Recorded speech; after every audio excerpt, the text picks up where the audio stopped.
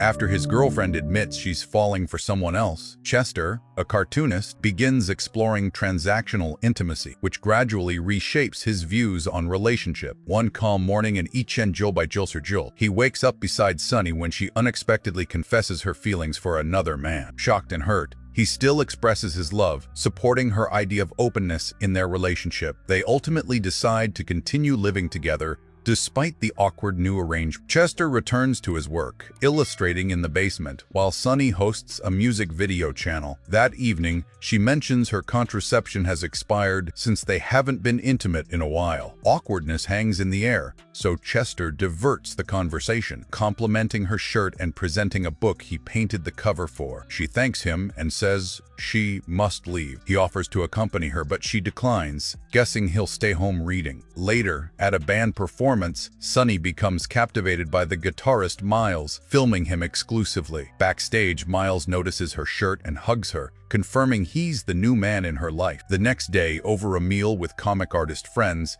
Chester shares the unusual arrangement. They warn him it won't work, predicting jealousy when Sonni sleeps with others, and advise him to reciprocate. One night, while Sonni is out with Miles, Chester stays home, spending time with their dog Mo. Yet the book he gifted her dampens his mood. Seeking distraction, he heads to the basement, indulging in an adult magazine. That night, he confronts Sonni for returning late. She apologizes and explains she can't be physically intimate because of Miles. Conflicted but understanding, Chester moves to the basement the following morning, overhearing them upstairs. Jealousy creeps in, yet he calms himself with reading. At a comic convention, Chester confides in his friend Kane about the previous day. He frames the experience as empowerment rather than jealousy. Later, he checks on Laura, another friend who's disheartened by low attendance at her book signing, especially compared to adult model Mandy Mullen. Chester refuses to take a photo with the model but buys Laura's book and requests a signature, leaving her touched. She jokes that he should hire a lady companion, returning the money he spent. One afternoon,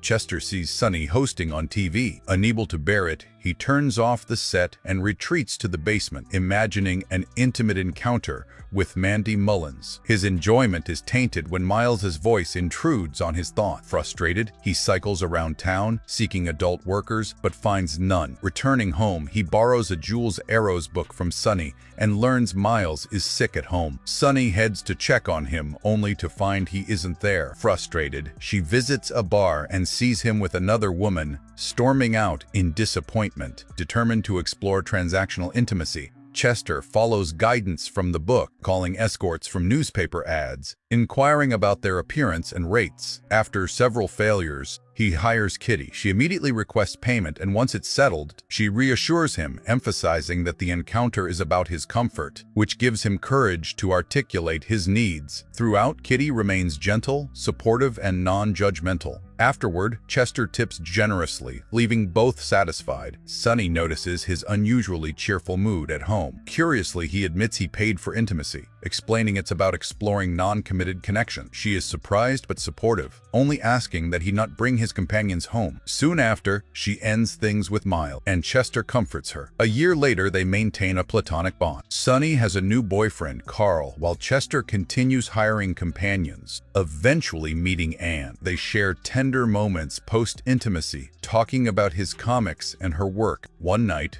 Chester overhears an argument between Sonni and Carl. He considers intervening but decides against it as they seem to reconcile. The next morning, he vents to friends about the unpleasant experience. Laura points out Sonni is blinded by Carl's looks, ignoring his flaws, while Kane criticizes Chester's choice of companion due to their age difference. Chester defends Anne, noting her gentle nature and his thoughtful gestures toward her. Kane questions his approach, but Chester explains that knowing a companion personally makes the experience intimate rather than cold. Later, with Anne, Chester recalls the conversation with friends, remaining quiet. Noticing the change, she refers him to Amanda, a stricter escort, who lays out rules and inspects him. In a subsequent visit, Chester finds Amanda hurriedly packing after a police raid. He requests she passes his payment to her colleague. Meanwhile, Sonni playfully sprays Carl with a water gun in the bath, angering him and causing him to leave. Chester returns home to find the house in disarray, with Sonni sitting on the floor,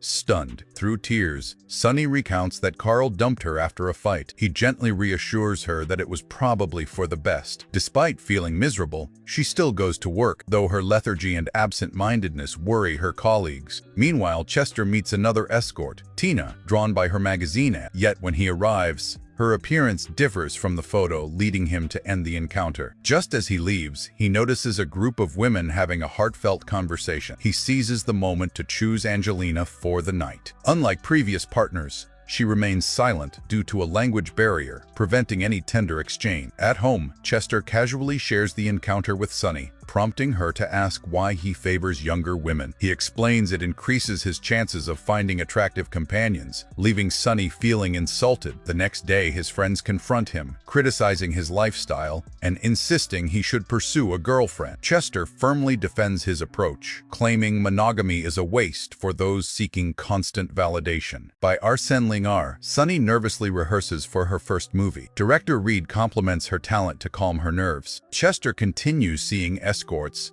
though he finds one unsatisfactory due to her rehearsed responses and rude demeanor. He decides to see Angelina again, but discovers a transgender worker with the same name, who informs him the original Angelina has left the business. Elsewhere, Sonni and Reed return from a movie. He points out her tendency to get distracted, advising her to stay grounded and protect her energy. Touched, Sonni kisses him passionately, beginning their romantic relationship. Meanwhile, Chester books another escort, an older and less attractive woman, but cancels after being annoyed by her tardiness and demand. Around the same time, Sonni quits her hosting job to pursue a new career. Chester later discovers Ulisa in a magazine and learns she only visits clients at home. He risks inviting her over, ignoring Sonny's rule about keeping their house off limits. When she arrives, he leads her to the basement. She notices his water jug collection and flirts with him. Taken aback, Chester offers a drink and hurries upstairs to fetch it. Returning, he finds her waiting in lingerie, igniting excitement. He admits he forgot what it felt like to be kissed. Curious, he asks if she does the same with others.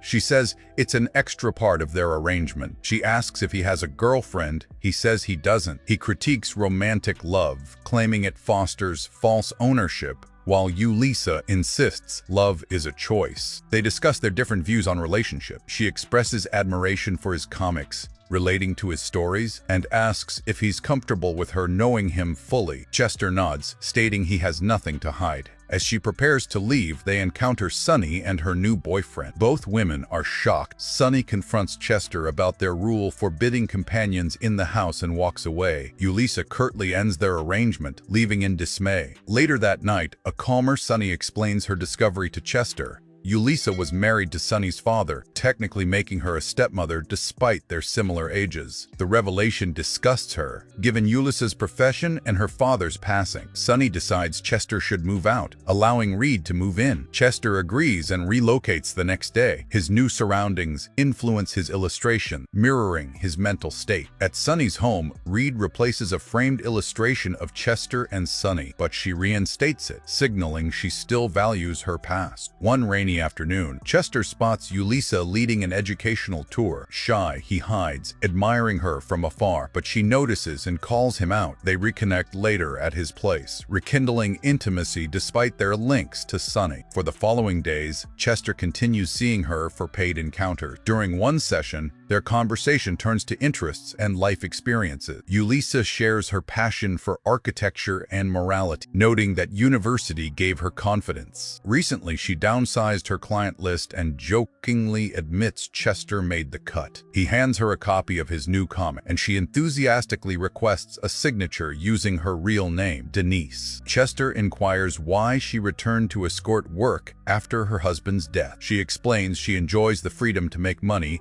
and live on her terms. The next day, at a comic convention, Chester, Kane, and Cecile congratulate Laura on her release. They notice Mandy Mullins, now with her family, still attending events. Chester briefly thanks her for inspiring him, then departs to meet Denise. After their encounter, Denise reveals she's quitting escort work to pursue other careers and return to school. Chester proposes becoming her exclusive client, but she hesitates. Meanwhile, Sonni convinces Reed to take a trip to Costa Rica to see sloths. There they enjoy sunbathing and the calming sights of the ocean and wildlife. Sonni expresses delight at the perfect moment, but Reed shocks her by admitting he's falling for someone else. Heartbroken, Sonni confides in her friend Suzo, who advises her to focus on herself and take a break from relationships. Cheating, Sonni asks her to hire her at her new production company, and her friend agrees. Eventually, Chester and Denise settle into an exclusive arrangement, seeing only each other for paid companionship. Denise agrees to be included as a character in Chester's comic about paid encounters, on the condition that he reveals minimal detail. Meanwhile, Sonni lives alone, recovering from another heartbreak following the loss of Moe. End the movie. If you enjoyed this video, be sure to check out our other recaps and subscribe for more content. And leave comment below. Thanks for watching, and we'll see you in the next video.